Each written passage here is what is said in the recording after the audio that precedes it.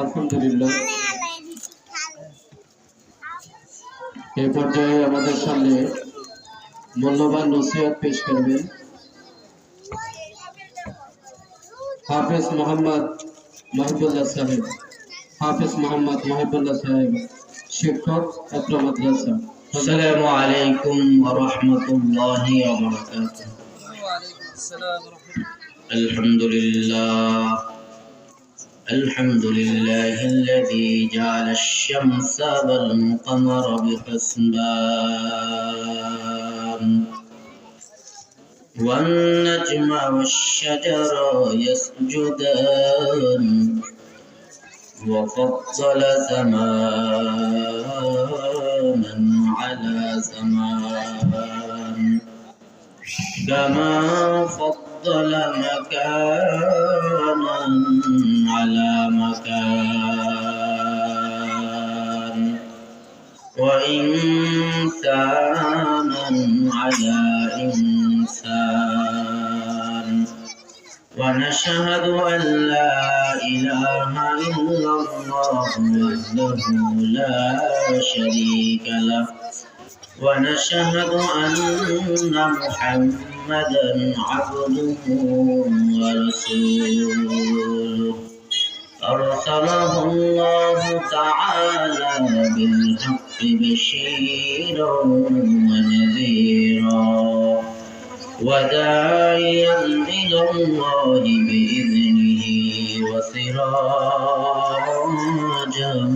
منيرا أما بعد فأعوذ بالله من الشيطان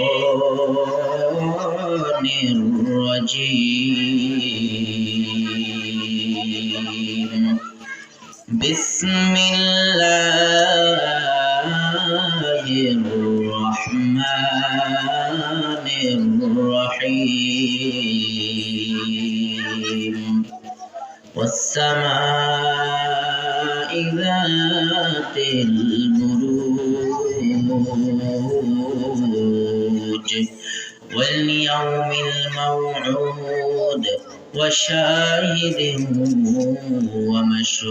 ومشهود قتل أصحاب الأخدود أو كما قال النبي عليه الصلاة والسلام إن الله وملائكته يصلون على النبي يا أيها الذين آمنوا صلوا عليه وسلموا تسليما اللهم صل على سيدنا مولانا محمد وعلى آل سيدنا مولانا محمد اللهم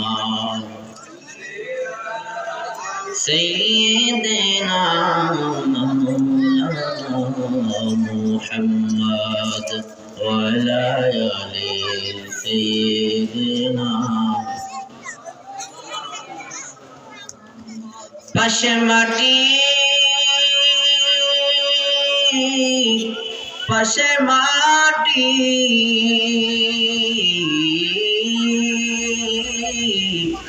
নিচে মাটির বিছানা উপরের দিকে চাইয়া দেখো বশের চাউলি ও বিছানায় আল্লাহুম্মা সাল্লি আলা মাওলানা মুহাম্মদ ওয়া আলা আলি সাইয়্যিদিনা বাড়ি বাড়ি করো রে মা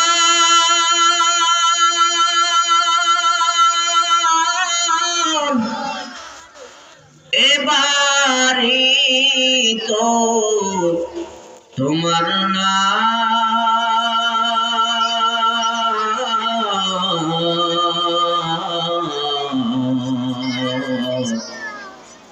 হাসুলবাড়ি অন্ধকার কবর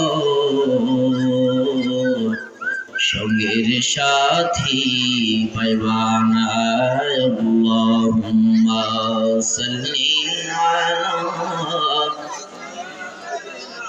مولانا محمد وعلى آل سيدنا مولانا محمد لا إله إلا الله لا إله إلا الله لا إله إلا الله لا إله إلا الله محمد رسول الله আলহামদুলিল্লাহ আল্লাহ পাক রব্বুল আলামিনের দরবারে লক্ষ কোটি শুকর ও সুজুদ যেই মহান আল্লাহ পাক রব্বুল আলামিন আপনাকে আমাকে ভালোবেসে মুহাব্বত করে ওই ঐতিহাসিক ইসহাকিয়া নুরানি হাফিজিয়া মাদ্রাসার ছাত্রদের পাগড়ি প্রদান উপলক্ষে এলাকাবাসীর উদ্যোগে একদিন ব্যাপী মাহফিলের জান্নাতের বাগানে আসার মতন বসার মতন তৌফিক দান করেছেন।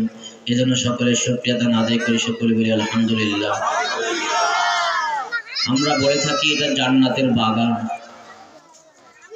তা আপনি বলবেন এটা জান্নাতের বাগান কিভাবে হয়?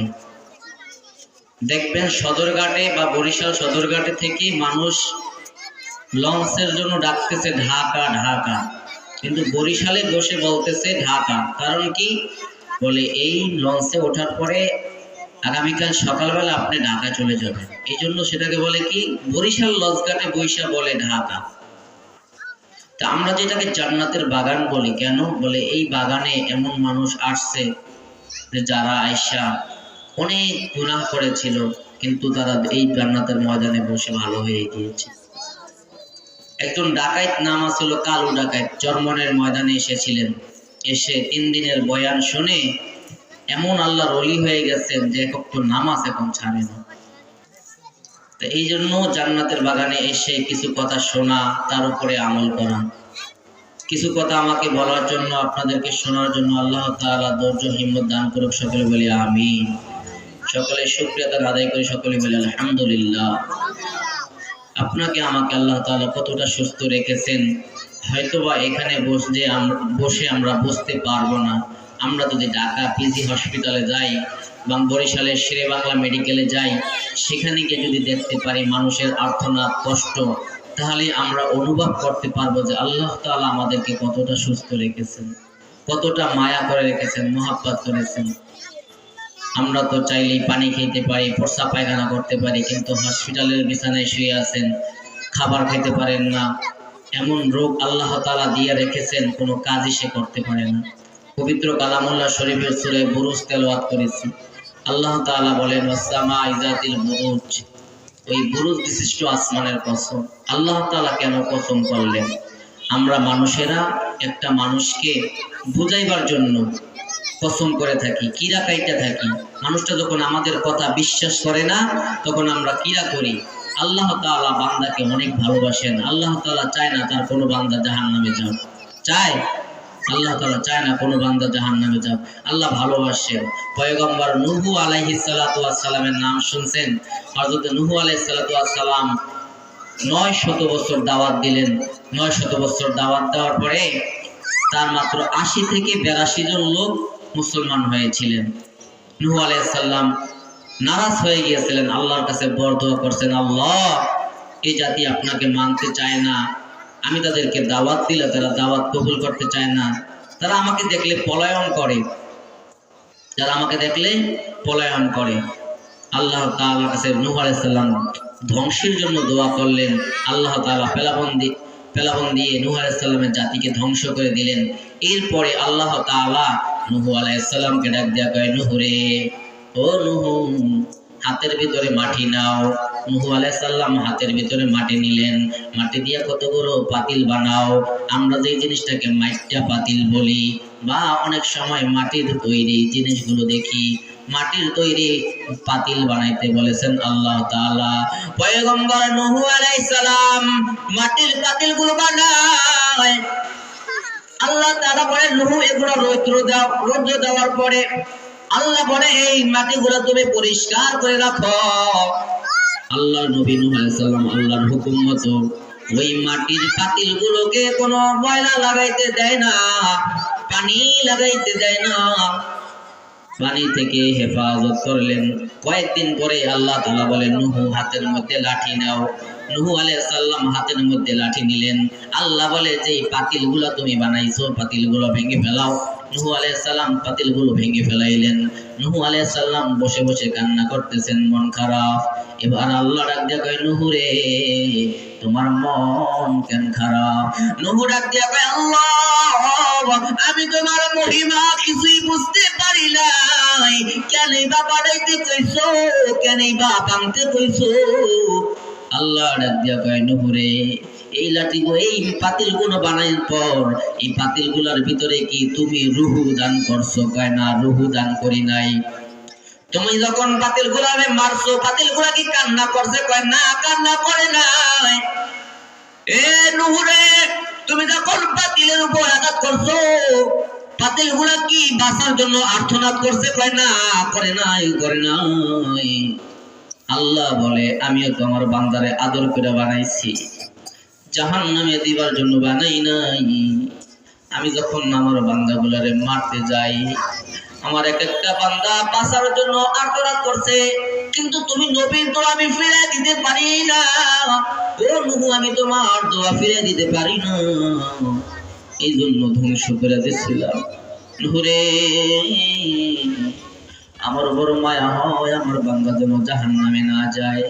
আল্লাহ তাআলা চারটা কসম দিয়ে বলেছেন ওয়াসসামাই যাতিল বুরুজ, বুরুজ বিশিষ্ট আসমানের কসম।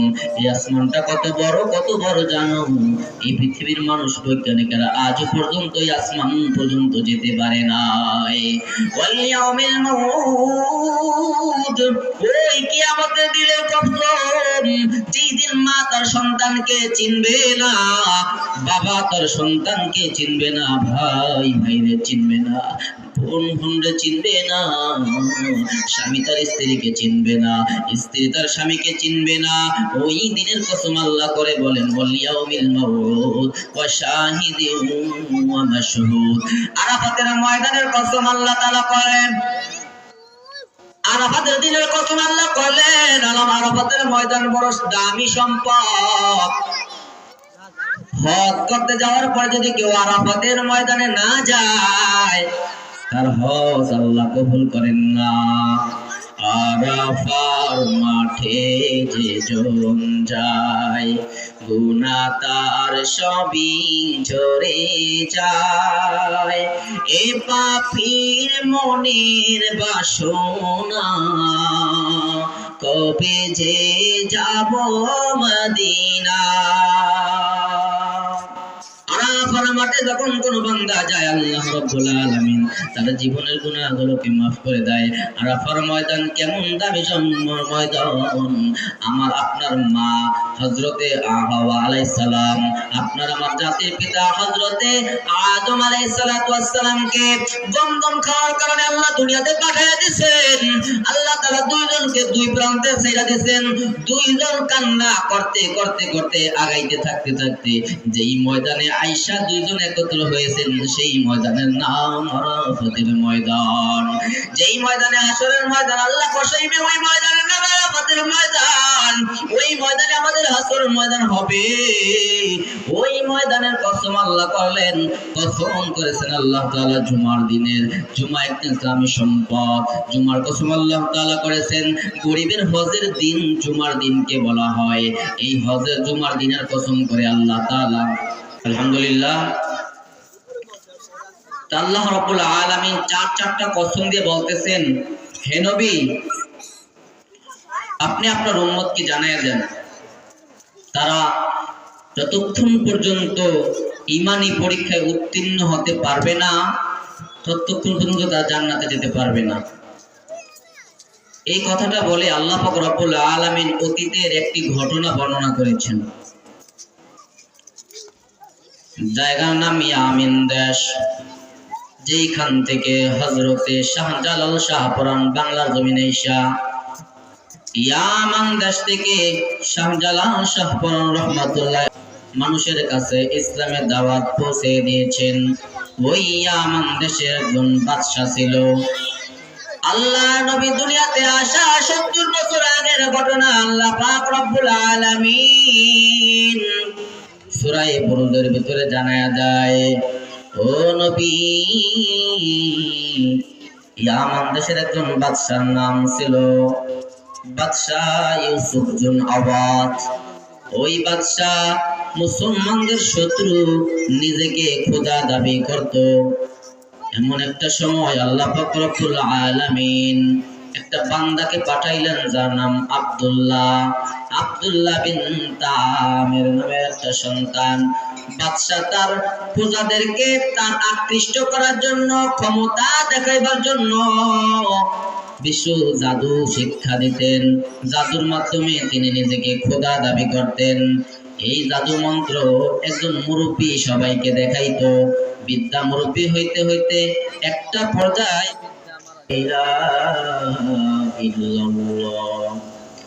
এবার ওই বাদশাহ বিদ্যা ডাকতে বলতেছে, বাদশাহ, আপনার রাজত্ব ধরে রাখার জন্য একজন বালক প্রয়োজন। বলে যে বালক দেখায় আপনার রাজত্ব ধরে রাখবে। বাদশাহ খুঁজতে বললেন, খুঁজতে খুঁজতে বাদশাহ ওই ইউসুফ জুন বাদশাহ একটা সন্তানকে পাইলেন যার নাম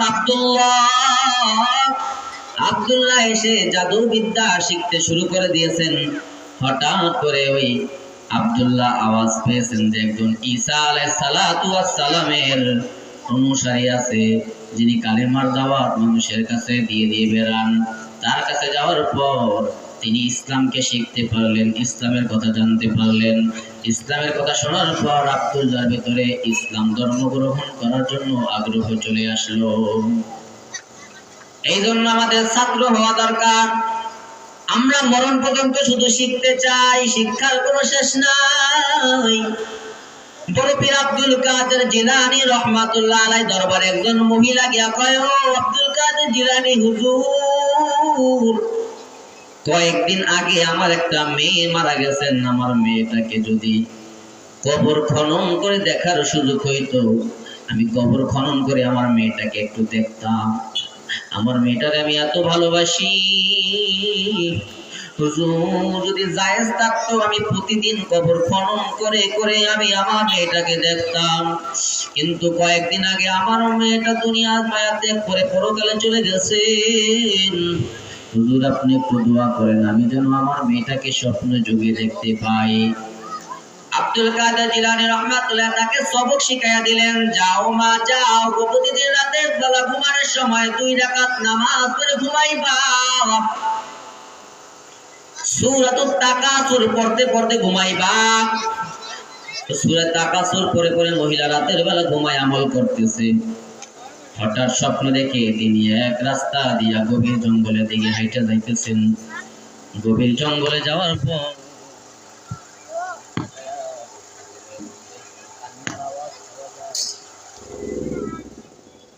তিনি দেখতে পেলেন একটা কান্নার আওয়াজ আসতেছে। কান্নার আওয়াজ পেয়ে মহিলাটার সামনে আগাইলেন, দেখে তার নিজের বাচ্চার কান্নার আওয়াজ।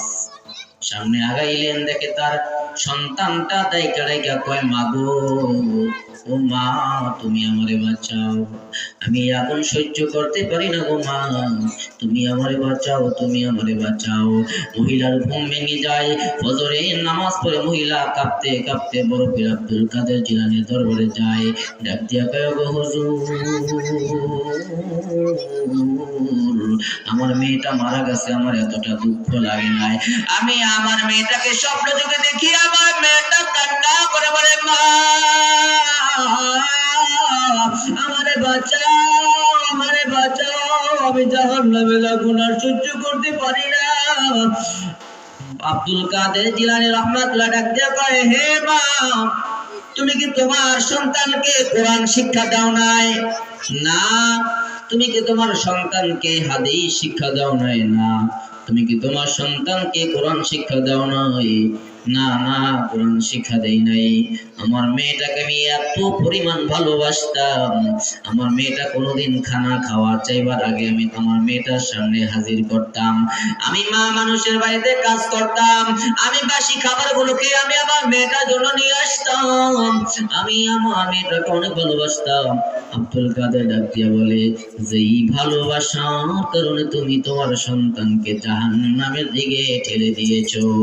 আমরা বর্তমানে আমাদের সন্তানেরা ফজরের নামাজের সময় ঘুমায়, আমরা আমাদের সন্তানকে ফজরের সময় ডাকি না, বলি ঘুমে ডিস্টার্ব হবে। এরকম হয় কি না? আমরা আমাদের সন্তানকে মাদ্রাসায় দেওয়ার সময় বলি আমার সন্তানের গায়ে আঘাত করবেন না। তবে আগের দিনের মানুষগুলো দেখতাম তার সন্তানকে মাদ্রাসায় নিয়ে যায়, সাথে একটা লাঠি নিয়ে যায়, বলে হুজুর গোশতগুলো আপনার, হাড্ডিগুলো আমার। কিন্তু বর্তমান জামানা উল্টা, বর্তমান জামানায় ডাক দিয়ে কয় হুজুর একটা আঘাত করবেন না। আবার সন্তান ওই পরিমাণই হইতে আছে। বর্তমান যুগে যত স্মার্ট বাংলাদেশ হইতেছে, বিদ্যা আশ্রম গুলো স্মার্ট হইতেছে। বর্তমান জামানা যেমন দিন দিন উপরের দিকে যাইতেছে, মানুষগুলো কেমন জানি ব্যাকহলে হয়ে যাইতেছে, উশৃঙ্খলা হয়ে যাইতেছে। কথা বলেন ঠিক কিনা? আল্লাহ বলে আমি ধরি না ধরলে ছাড়ি না। বাদশাহ এবার ইউসুফ জুন বাদশাহ আব্দুল্লাহকে বললেন, আব্দুল্লাহ তুমি প্রতিদিন জাদুবিদ্যা শিক্ষা করবা। আব্দুল্লাহ প্রতিদিন জাদুবিদ্যা শিক্ষা করতেছেন। হঠাৎ ঈসা নবীর একজন আদর্শবান বালক পাওয়ার পরে তার কাছে গিয়া কালেমা পড়ে মুসলমান হয়ে গেল। একদিন আব্দুল্লাহ রাস্তা দিয়ে হাইটা যাইতেছেন, তাকায় দেখে অনেকগুলো মানুষ দাঁড়ানো। আব্দুল্লাহ জিজ্ঞাসা করে, দাঁড়ানো কেন? বলে একটা বাঘ আমাকে কষ্ট দেয়, আমাদেরকে কষ্ট দেয়।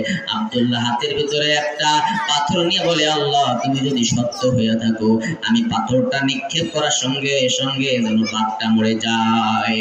আব্দুল্লাহ হাতের ভিতরে একটা পাথর নিয়ে বিসমিল্লাহ গোলাম বলে পাথরটা নিক্ষেপ করার পর সাথে সাথে বাঘটা মরে যায়। যেই মানুষগুলো আব্দুল্লাহকে দেখতেছেন সবাই আব্দুল্লাহর ভক্ত হয়ে গেল।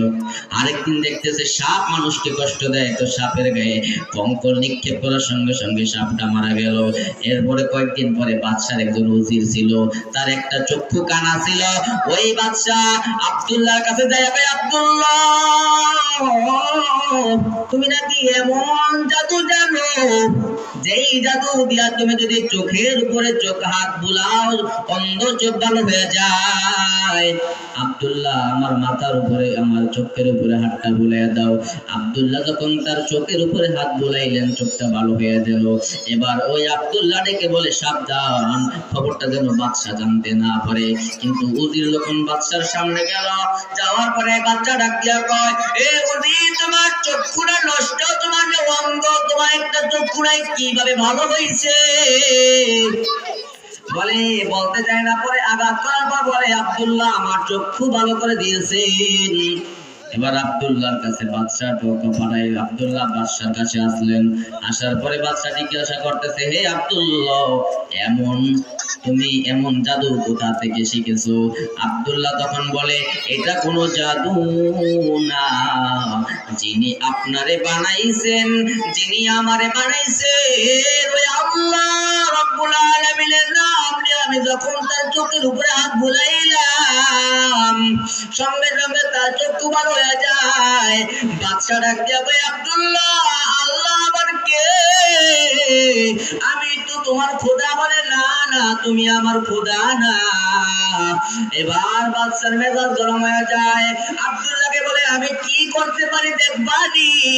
বলে, ও উজিরেরা, ও আমার খোদারা সবাই আসে, দিকে সবাইকে ডাইকা আব্দুল্লাহর হাতের ভিতরে রশি লাগায়, আব্দুল্লাহর পায়ের ভিতরে রশি লাগায়, যাও যাও পাহাড়ের চূড়ায় উঠাইয়া আব্দুল্লাহরে ছেড়ে দাও।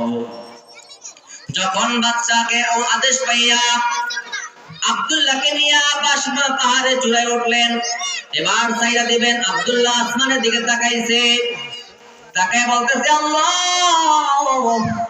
বাঁচানোর মালিকও তুমি, মারার মালিকও তুমি, তবে তুমি আমারে এইভাবে অপমান করে মারবা না। আমারে যদি মেরে ফেলায়, তাহলে বাদশা মনে করবে এটা তার শক্তি, তার কথা কেউ না শুনলে এইভাবে মরণ হবে। আল্লাহ তুমি আমাকে বাঁচাইয়া রাখবা। আব্দুল্লাহকে পাহাড়ের উপরে উঠে যখন সাইডা দেয়, আব্দুল্লাহ সরাসরি বাদশার সামনে আইসা হাজির হয়। আর তারা আব্দুল্লাহকে মারার জন্য ওই পাহাড়ের উপরে উঠেছে। আল্লাহ রাব্বুল আলামিন ভূমিকম্প দিয়া তাদেরকে দুনিয়া থেকে নিয়ে গেলেন। বাদশার সামনে গিয়ে আব্দুল্লাহ হাজির। বাদশা ডাকতে কয়, কিরে মরলে না? আব্দুল্লাহ ডাকতে বলে, মরার মালিক কি তুমি? তুমি তো মরার মালিক না, আমাকে মারবে একমাত্র আল্লাহ। বলে না, এবার হবে না, এবার তাকে নিয়ে যাও, গভীর সমুদ্রের ভিতরে ছেড়ে দেওয়া হয়। আব্দুল্লাহকে নিয়ে বড় পাহাড় সমুদ্রের ভিতরে নেওয়া হয়। এবার বড় তুফান যখন ওঠে, আব্দুল্লাহকে ছেড়ে দিবে। আব্দুল্লাহ আসমানের দিকে তাকায় কয়, আল্লাহ, তারা যখন আমাকে ছেড়ে দিবে, তখন তার অনুসারীরা মনে করবে আমি যখন আল্লাহর উপরে আমার ওই আব্দুল্লাহ আল্লাহর উপরে বিশ্বাস আনার কারণে তাকে মেরে ফেলা হয়েছে, অন্যরা তখন ইসলাম কায়েম করবে না। আব্দুল্লাহ ডাক দিয়ে কয়, আল্লাহ, আমি আমার মরণের ভয় পাই না, তুমি আমারে বাঁচাইবা। আব্দুল্লাহ যখন পালায় দেওয়া হয় নদীর ভিতরে, আব্দুল্লাহ বাঁচতে বাঁচতে নদীর কিনারায় পৌঁছে যায়। আর আব্দুল্লাহর যারা মারার জন্য গিয়েছিল, তারা ডুবে ওখানেই মারা যায়। রাখে আল্লাহ, মারে কে? মারে আল্লাহ, রাখে কে? আল্লাহ যদি সম্মান দেয়, তাইলে তারে কেউ দুনিয়ার মানুষ অসম্মানী করতে পারে না। যদি আল্লাহ তারে অসম্মানী করে, দুনিয়ার মানুষ তাদেরকে সম্মান দিতে পারে না। তবে আল্লাহর ওলিদের সাথে বিরোধিতা করেছে, আল্লাহ তাআলা যুগে যুগে তাদেরকে ধ্বংস করে দিয়েছে। আল্লাহ রাব্বুল আলামিন সূরা মুলক 4টা কসম দিয়ে বলেন, যে মানুষটা হযরত মূসা হওয়ার জন্য প্রস্তুত, আমি আল্লাহ তার জন্য রেখে দিয়েছি ফিরআউন।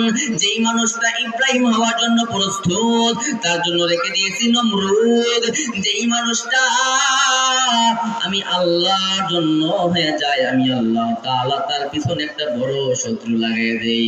তবে দুনিয়ার মুসলমান ওখান থেকে শিক্ষা নাও, ওখান থেকে শিক্ষা নাও। ইসলাম ছিল, আছে, থাকবে। তবে ইসলামের শত্রুতামি করে আজও পর্যন্ত কেউ টিকে থাকতে পারে নাই, কেউ কোনোদিন টিকে থাকতেও পারবে না। ঠিক কিনা? সুবহানাল্লাহ ওয়ালহামদুলিল্লাহ, লা ইলাহা ইল্লাল্লাহ, সুবহানাল্লাহ ওয়ালহামদুলিল্লাহ, লা ইলাহা ইল্লাল্লাহ। তুমি বাঁচাও, তুমি মারো, অবিরত ক্ষমা করো।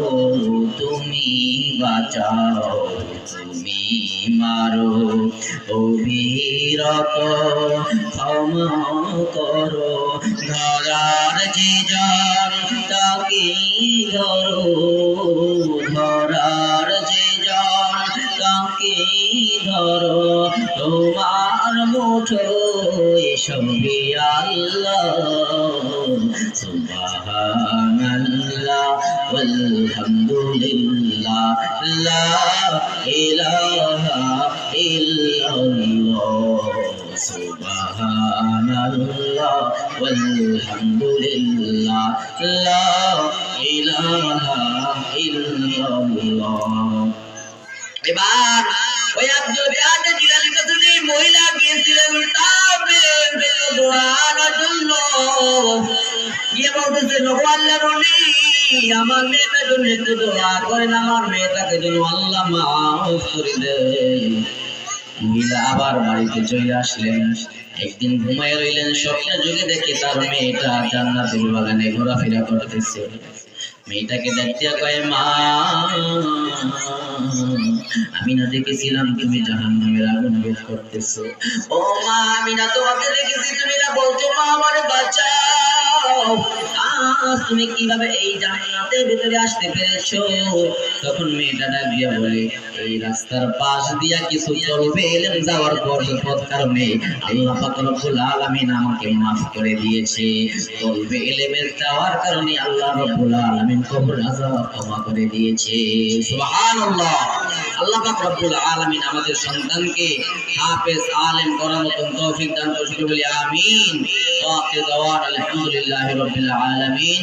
আসসালামু আলাইকুম ওয়া রাহমাতুল্লাহি ওয়া বারাকাতুহু।